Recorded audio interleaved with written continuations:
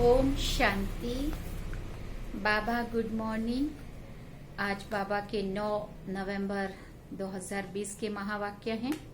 बाबा ने सार में कहा, मीठे बच्चे, तुम्हारा ये टाइम बहुत बहुत वैल्यूबल है, इसलिए इसे व्यर्थ मत गंवाओ। पात्र को देखकर दान करो। बाबा ने प्रश्न पूछा, गुणों की धारणा भी होती जाए और चलन भी सुधरती रहे, उसकी सहज विधि क्या है? तो बाबा ने उत्तर में कहा, जो बाबा ने समझाया है वो दूसरों को समझाओ। ज्ञान धन का दान करो तो दूसरों को तो गुणों की धारणा भी सहज होती जाएगी, चलन भी सुधरती रहेगी। जिनकी बुद्धि में ये नॉलेज नहीं रहती है, ज्ञान धन का दान नहीं करते हैं, वो है मनहूस। वो मुफ्त अपने को घाटा डालते हैं।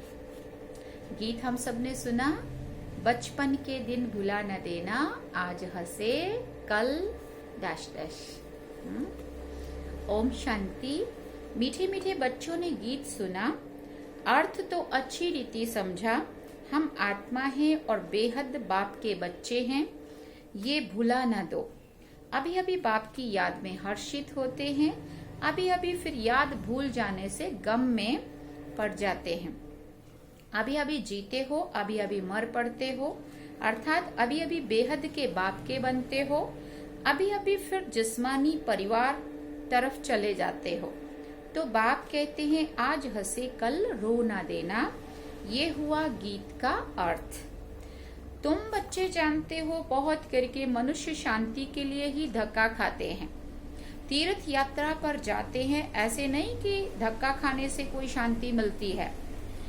ये एक ही संगम युग है जब बाप आकर समझाते हैं, पहले पहले तो अपने को पहचानो।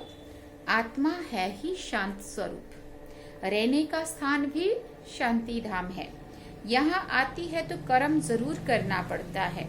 जब अपने शांति धाम में है तो शांत है। सतयुग में भी शांति रहती है, सुख भी है और शांति भी है। शांति धाम को सुख धाम नहीं कहेंगे।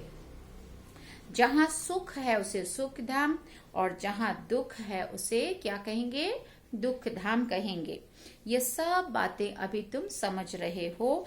ये सब समझाने के लिए कोई को सन्मुख ही समझाया जाता है ना। प्रदर्शनी में जब अंदर घुसते हैं तो पहले पहले बाप का परिचय देना चाहिए। समझाया जाता है, आत्माओं का बाप एक ही है, वही गीता का भगवान है, बाकी ये सब है आत्माएं। आत्मा शरीर छोड़ती है और लेती है।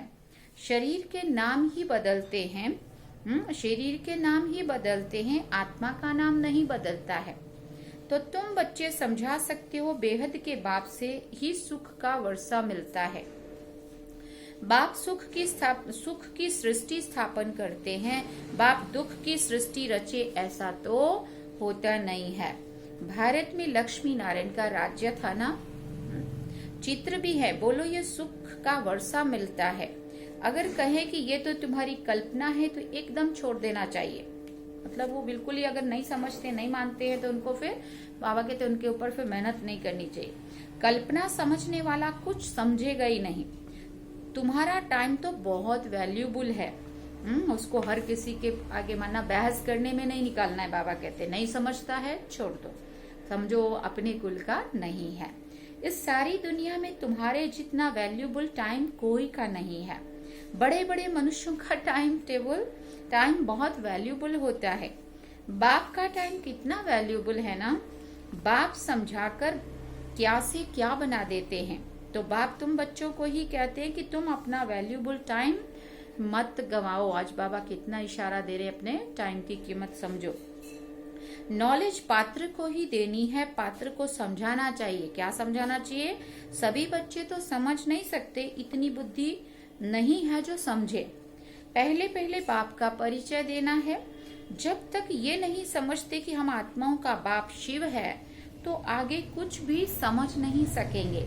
बहुत प्यार नम्रता से समझाकर बाबा कहते रवाना कर देना चाहिए, है ना। क्योंकि वो कौन सी बात उठा करके बहस करने उतर जाएंगे और झगड़ा करेंगे। बाबा कहते इससे तो प्यार से उनको समझा के रवाना कर देना चाहिए, क्योंकि आसुरी संप्रदाय झगड़ा करने में भी देरी नहीं करते। तो उनको लंबा लंबा नहीं समझाना है, उनके पीछे टाइम नहीं गवाना है। बाबा कहते उनको फिर प्यार से थोड़ा बहुत करके, क्योंकि पता तो चल जाता है ना वो समझ रहा है कि नहीं समझ रहा है ना, तो फिर थोड़ा सा समझा के प्यार से उसको रवाना कर दो।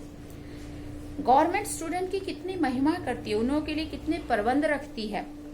कॉलेज के स्टूडेंट ही पहले पहले पत्थर मारना शुरू करते हैं। जोश होता है ना, यंग ब्लड बोलते हैं ना, हाँ यंग ब्लड देखो कितनी हड़ताल करते हैं कॉलेज के बच्चे। बूढ़े या माता हैं तो पत्थर इतना जोर से लगा ना सके। अक्सर करके स्टूडेंट्स का ही शोर होता है, उन्हों को ही लड़ाई के लिए तैयार करते हैं। अब बाप आत्माओं को समझाते हैं, तुम उल्टे बन गए हो। उल्टे कैसे बन गए? उल्टा काम करते करते हैं उल्टे बन गए। अपने को आत्मा समझने के बदले शरीर समझ लेते हो। फिर बाबा ने कहा, अब बाप तुमको सीधा कर रहे हैं। हाँ, जो तुम उल्टे बन गए थे तो बाप अभी तुमको सीधा कर रहे हैं। कितना रात दिन का फर्क है ना, कितना रात दिन का फर्क हो जाता है। सीधा होने से तुम फिर विश्व के मालिक बन जाते हो। हाँ, उल्टा होते हैं तो नीचे गिरते जाते हो, और जब सीधे हो गए तो फिर चढ़ती कला हो जाती है। अभी तुम समझते हो हम आधा कल्प उल्टे थे। अब बाप आधा कल्प के लिए सुलटा बनाते हैं। अल्लाह के बच्चे हो जाते तो विश्व की बादशाही का वर्षा मिलता है।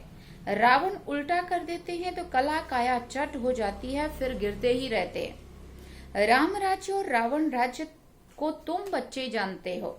तुमको बाप की याद में रहना है, भले शरीर निर्वाह अर्थ कर्म भी करना है, फिर भी समय तो बहुत मिलता है। कोई जिज्ञासु आदि नहीं है, काम नहीं है तो बाप की याद में बैठ जाना चाहिए। अभी लॉकडाउन में कितना टाइम था, है ना, सभी के लिए, घर में रहने वाले आप सभी ऑफिस नहीं जा रहे थे तो भी टाइम था। बाबा कहते सेंटर में बहनों के लिए भी कोई बहुत सारे लोग नहीं आ रहे थे या सब कुछ बंद था तो भी टाइम ही टाइम था अपने पुरुषार्थ के लिए। तो बाबा कहते वो तो है अल्प काल के लिए कमाई, और तुम्हारी ये है सदा काल के लिए कमाई। इसमें अटेंशन जास्ती देना पड़ता है। माया घड़ी घड़ी क्या करती है, और तरफ ख्यालात ले जाती है। फिर बाबा ने कहा ये तो होगा ही, माया भुलाती रहेगी। इस पर एक नाटक भी दिखाते हैं, प्रभु ऐसे कहते, माया ऐसे कहती।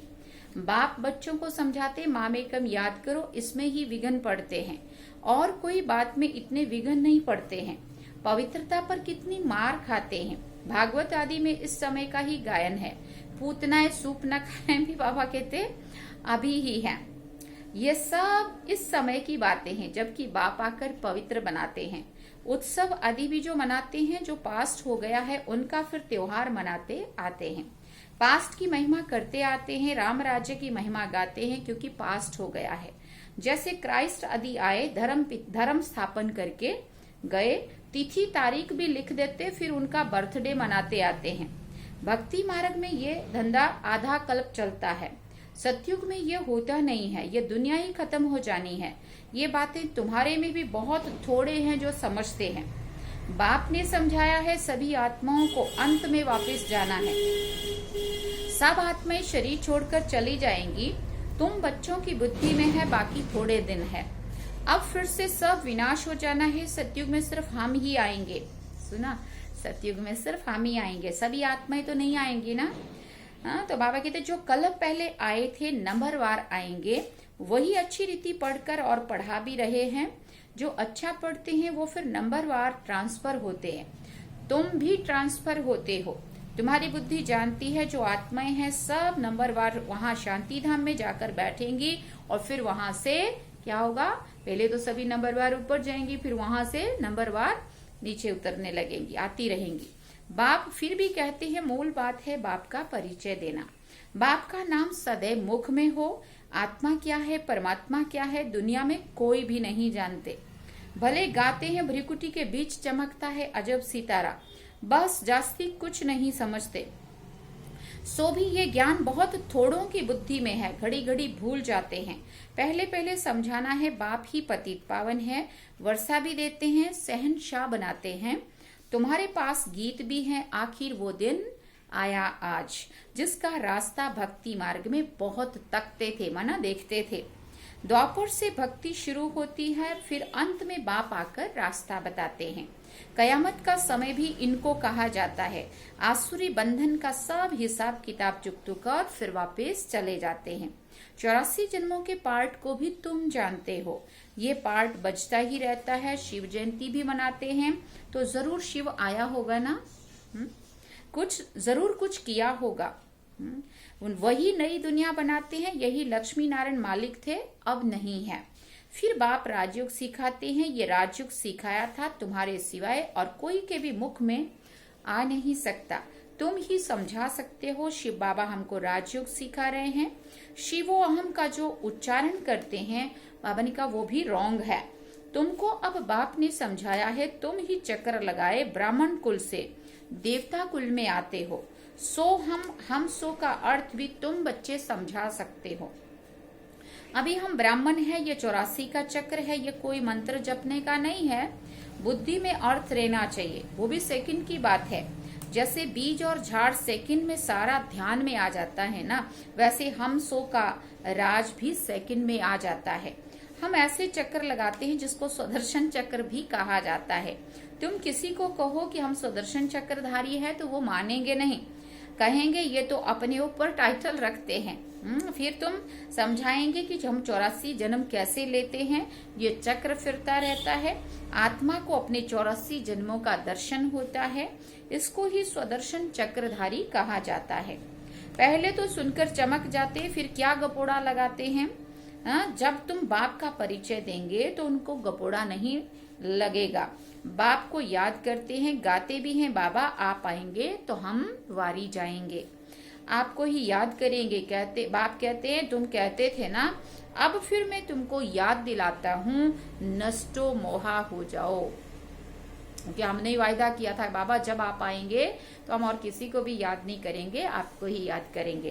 तो बाबा कहते हैं अब तुमने जो वायदा किया था मैं तुम्हें याद दिलाता हूँ कि अब नष्टो मोहा हो जाओ, मुझे याद करो। इस देह से भी नष्टो मोहा हो जाओ, अपने को आत्मा समझ मुझे ही याद करो तो तुम्हारे विक्रम विनाश होंगे। ये मीठी बात सबको पसंद आएगी। बाप का परिचय नहीं होगा तो किसी न किसी बात में संशय उठाते रहेंगे, इसलिए पहले तो 2-3 चित्र आगे रख दो जिसमें बाप का परिचय हो। बाप का परिचय मिलने से वर्षे का भी परिचय मिल जाएगा। बाप कहते मैं तुमको राजाओं का राजा बनाता हूँ, ये चित्र बनाओ। डबल सिरताज राजाओं के आगे सिंगल ताज वाले माथा टेकते हैं ना, आपे ही पूछे आपे ही पुजारी का भी राज समझ में आ जाए। पहले बाप की पूजा करते हैं, फिर अपने ही चित्रों की बैठकर पूजा करते हैं। द्वापर से जब भक्ति मार्ग शुरू होता है तो पहले बाप की पूजा करते हैं शिवलिंग की, और बाद में अपने ही चित्रों की पूजा शुरू करते हैं। जो पावन होकर गए हैं उनका चित्र बनाकर बैठ पूजते हैं। ये भी तुमको अभी ज्ञान मिला है। आगे तो भगवान के लिए कहते थे आप पे ही पूज्य आप पे ही पुजारी, अब तुमको समझाया गया है तुम ही इस चक्र में आते हो। बुद्धि में ये नॉलेज सदैव रहती है और फिर समझाना भी है। धन दिए धन ना खूटे, जो धन दान नहीं करते हैं, बाबा ने उनको क्या बोला होगा, जो धन दान नहीं करते उनको बाबा ने मनहूस कहा। उनको मनहूस भी कहते हैं। बाप ने जो समझाया है वो फिर दूसरों को समझाना है। नहीं समझाएंगे तो मुफ्त अपने को घाटा डालेंगे। गुण भी धारण नहीं करेंगे, नहीं होंगे, चलन भी ऐसी हो जाएगी। हर एक अपने को समझ तो सकते हैं ना। तुमको अब समझ मिली है, बाकी सब हैं बेसमझ। परंतु ऐसा बोलना मत किसी को, उनको समझाना है। वो बोलेंगे हमें तो बहुत समझ है, तुम कैसे कहते हो तुम बेसमझ हो। बाबा कहते बाकी सब है बेसमझ, माना इस ज्ञान से, इस आत्मा परमात्मा दुनिया के आदि मध्य अंत की इन सभी बातों से वो बेसमझ है। तुम सब कुछ जानते हो। बाप कहते हैं इस तरफ है दैवी संप्रदाय और उस तरफ है आसुरी संप्रदाय। बुद्धि से तुम जानते हो अभी हम संगम युग पर हैं। एक ही घर में एक संगम युग का एक कलयुग का, दोनों इकट्ठे रहते हैं। सोचो क्या क्या हालत होती होंगी। फिर देखा जाता है हंस बनने के लायक नहीं है तो युक्ति रची जाती है, नहीं तो विघ्न डालते रहेंगे। कोशिश करनी है आप समान बनाने की, नहीं तो तंग करते रहेंगे, फिर युक्ति से किनारा करना पड़ता है। विघ्न तो पड़ेंगे, बाबा ने कहा। ऐसी नॉलेज तो तुम ही देते हो। फिर बाबा ने कहा मीठा भी बहुत बनना है, नष्टो मोहा भी होना पड़े। एक विकार को छोड़ा तो फिर और विकार खिटखिट मचाते हैं। समझा जाता है जो कुछ होता है कल्प पहले मौफिक। ऐसे समझ शांत रहना पड़ता है। भावी समझी जाती है, माना ड्रामा में पार्ट हर एक आत्मा का, ऐसा समझ के शांत रहना पड़ता है। अच्छे अच्छे समझाने वाले बच्चे भी गिर पड़ते हैं, फिर बड़ी जोर से चमाट खा लेते हैं। फिर कहा जाता है कल पहले भी चमाट खाई होगी। हर एक अपने अंदर में समझ सकते हैं, लिखते भी हैं, बाबा हम क्रोध में आ गए, फलाने को मारा, ये भूल हुई। बाप समझाते हैं जितना हो सके क्या करो, कंट्रोल करो। कैसे कैसे मनुष्य हैं, अबलाओं पर कितने अत्याचार करते हैं। पुरुष बलवान होते, स्त्री अबला होती है। बाप फिर तुमको ये गुप्त लड़ाई सिखाते जिससे तुम रावण पर जीत पाते हो। ये लड़ाई कोई की बुद्धि में नहीं है, तुम्हारे में भी नंबरवार हैं जो समझ सकते हैं। ये है बिल्कुल नई बात। अभी तुम पढ़ रहे हो सुख धाम के लिए, ये भी अभी याद है फिर भूल जाएगी। बाबा ने कहा मूल बात है ही याद की यात्रा, याद से ही हम पावन बन जाएंगे। अच्छा, मीठे मीठे सिक्के दे बच्चों प्रति माता पिता बाप दादा का याद प्यार और गुड मॉर्निंग। रूहानी बाप की रूहानी बच्चों को नमस्ते। हम रूहानी बच्चों की रूहानी माता पिता बाप दादा को दिलवा जान सिखवा प्रेम से याद प्यार, गुड मॉर्निंग, नमस्ते, थैंक्स बाबा जी। अब धारणा के लिए मुख्य सार है। पहला पॉइंट, कुछ भी होता है तो भावी समझकर शांत रहना है, क्रोध नहीं करना है, जितना हो सके अपने आप को कंट्रोल करना है, युक्ति रच आप समान बनाने की कोशिश करनी है। दूसरी बात, बहुत प्यार और नम्रता से सबको बाप का परिचय देना है। सबको यही मीठी मीठी बात सुनाओ कि बाप कहते हैं अपने को आत्मा समझ मुझे याद करो, इस देह से नष्टो मोहा हो जाओ। वरदान में बाबा ने कहा नम्रता रूपी कवच द्वारा व्यर्थ के रावण को जलाने वाले सच्चे स्नेही सहयोगी भव। नम्रता रूपी कवच द्वारा व्यर्थ के रावण को जलाने वाले सच्चे स्नेही सहयोगी भव। कोई कितना भी आपके संगठन में कमी ढूंढने की कोशिश करे, लेकिन जरा भी संस्कार स्वभाव का टक्कर दिखाई ना दे। अगर कोई गाली भी दे, इंसल्ट भी करे, आप सेंट बन जाओ। अगर कोई रॉन्ग भी करता है तो आप राइट रहो। कोई टक्कर लेता है तो भी आप उसे स्नेह का पानी दो। ये क्यों, ऐसा क्यों, ये संकल्प करके आग पर तेल नहीं डालो, नम्रता का कवच पहनकर रहो। हो सकता है। बाबा ने कहा जहां नम्रता होगी वहां स्नेह और सहयोग अवश्य होगा। स्लोगन में बाबा ने कहा मेरेपन की अनेक हद की भावनाएं एक मेरे बाबा में समा दो। जो हम मेरा मेरा सारा दिन में करते हैं, मेरा मेरा, चाहे वो धन संपत्ति, चाहे रिश्ते, चाहे जो भी कुछ में, तो बाबा कहते हो सारे मेरेपन की जो भी भावनाएं हो मेरे बाबा में समा दो।